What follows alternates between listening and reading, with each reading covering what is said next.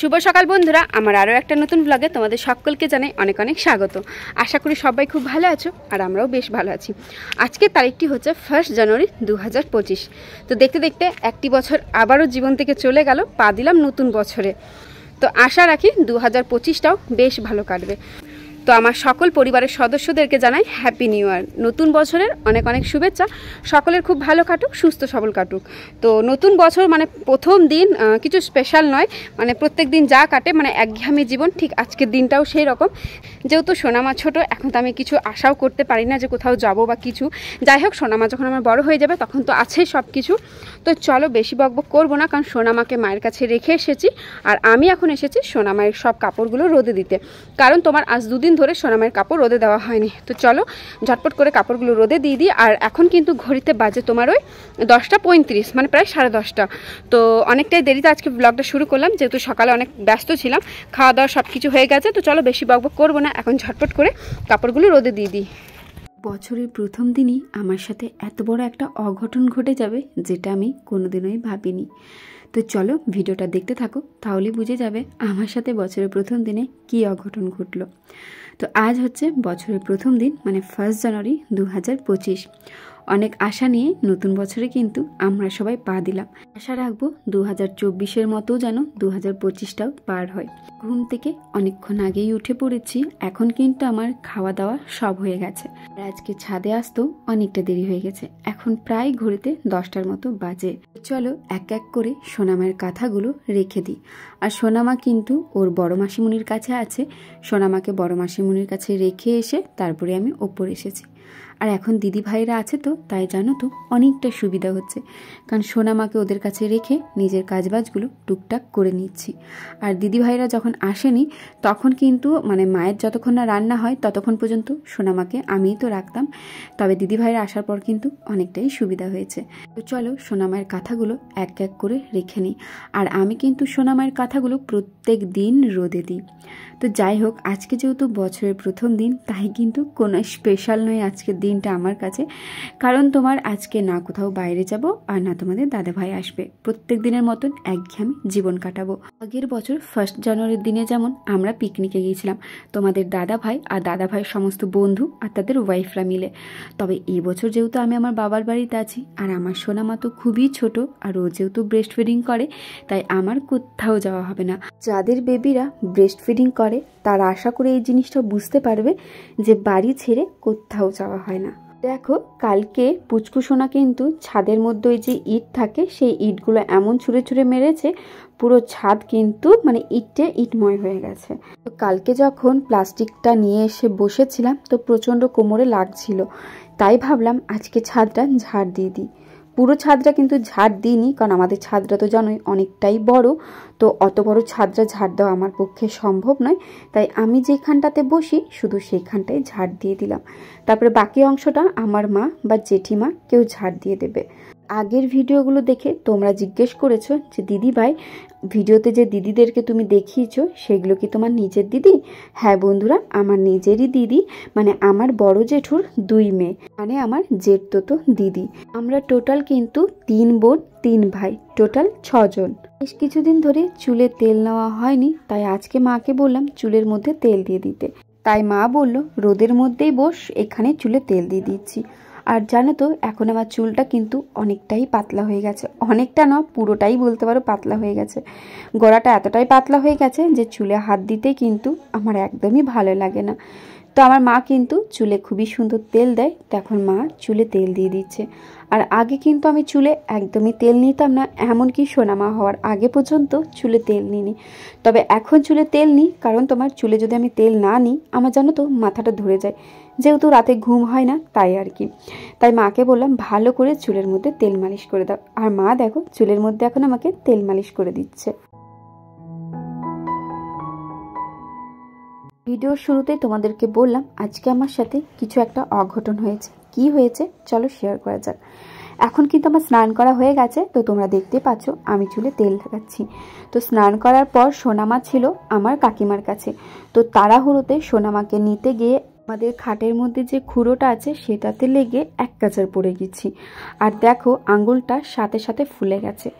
আগের দিন আমার প্রথম 2টো আঙুল ফুলে গেছিলো, আর আজকে পরের 2টো আঙুল ফুলে গেছে, মানে পুরোপুরি 4টে আঙুল আমার অবশ হয়ে গেছে। তো মা এখন মলম লাগিয়ে দিচ্ছে, আর এত পরিমাপে ব্যথা করছিল যে আমি পাটা ফেলতে পারছিলাম না, মানে প্রচণ্ড ব্যথা করছিল। এমনই লেগেছে, তোমরাও ঠিক করে দেখলে বুঝতে পারবে, 2টো আঙুলের মাঝে কিন্তু রক্ত লেগে গেছে, মানে আঙুলটার থেকে পুরো রক্ত বেরোচ্ছিল, নখটা আমার পুরো উঠে গেছে, এত পরিমাপে ব্যথাও লেগেছে। তো এই মলমটা কিন্তু আমি লাগিয়েছিলাম, যদি তোমার হাড়ে ব্যথা হয় বা হঠাৎ করে যদি কোনো ব্যথা হয় কোমরে, তো এই মলমটা লাগালে কিন্তু জলদি ব্যথাটা চলে যাবে। তো তারপরে দেখো মা খাবার দিয়ে দিয়েছে, তখন খাবার খেতে বসে গিয়েছি। আজকের মেনুতে ছিল মাছের ঝোল, ফুলকপির ঝোল, ওইদিকে ছিল মাছের তেল ভাজা, কুমড়োর তরকারি আর বেগুন টমেটো বড়া, আর এদিকে জেঠিমা করেছিল ডিম বড়ার ঝোল। তো সমস্ত কিছু দিয়ে এখন খাওয়া দাওয়া করে নেব। আর বিশ্বাস করবে না, মাছের ঝোলটা এত দারুণ টেস্টি হয়েছিল, শুধু মাছের ঝোল বলে নয়, প্রত্যেকটা রান্নাই দারুণ টেস্টি হয়েছিল। তো এদিকে দেখো আমি খেতে বসে গেছি, আর ওপরে আমার মা সোনামাকে খেলাচ্ছিল, মানে সোনামা খেলছিল। তো সোনামা এত পরিমাপে হাসাহাসি করছিল যে কি বলবো। তো মাকে বললাম যে সোনামাকে হাসাও, কারণ আমি তো জানোই যখনই খেতে বসি তখনই আমার সোনামা কান্নাকাটি করে। তাই আর কি মাকে বললাম ওকে একটু মানে ভুলিয়ে রাখো, যাতে আমার খাবার পর ও কান্নাকাটি না করে। তো যাই হোক, চলো এখন ঝটপট করে খেয়ে নিই, কারণ বলা তো যায় না, সোনামা ছোট বেবি, কখন হঠাৎ করে কান্নাকাটি করে উঠবে বলা মুশকিল। তো যাই হোক, আমি যে বসে খাচ্ছিলাম একদমই কিন্তু বসে থাকতে পারছিলাম না, পায়ে এত পরিমাপে চাপ পড়ছিল যে কি বলবো।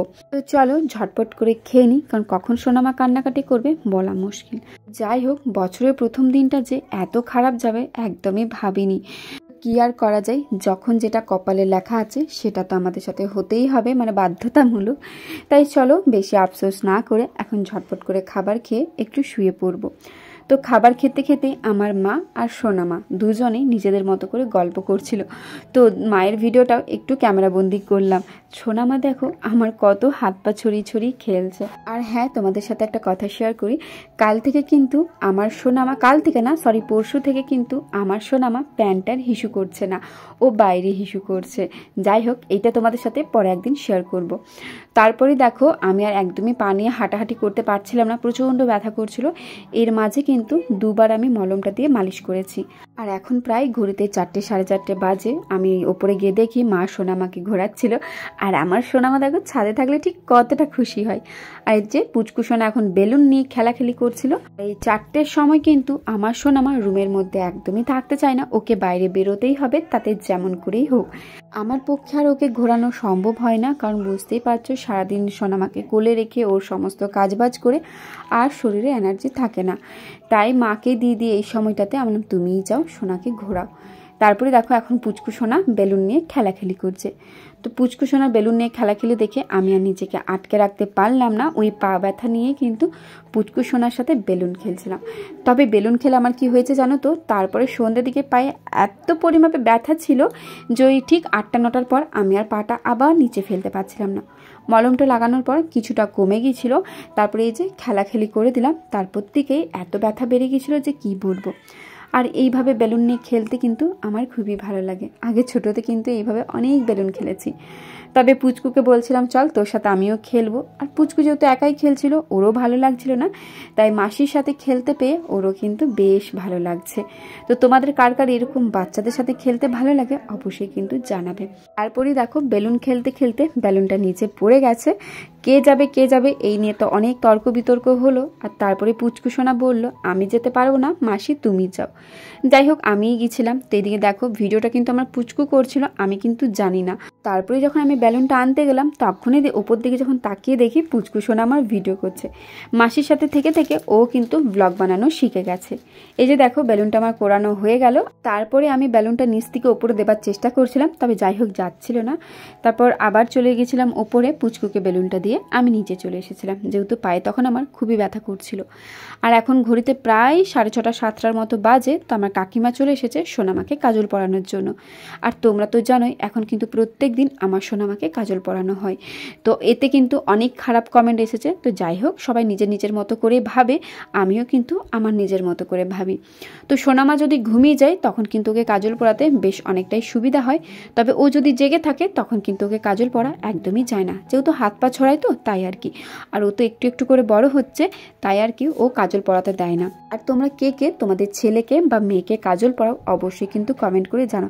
হ্যাঁ হ্যাঁ জানি, অনেকেই বলবে ডাক্তার কাজল পরাতে বন্ধ করে তাই কাজল পরায় না, তবে আমাকেও কিন্তু ডাক্তার কাজল পরাতে বন্ধ করেছে, তবে আমি আর ডাক্তারের কথা শুনিনি, নিজেই ডাক্তার হয়ে গেছি। যাই হোক, হাসি করে বললাম, কেউ আবার এতে খারাপ কমেন্ট করো না।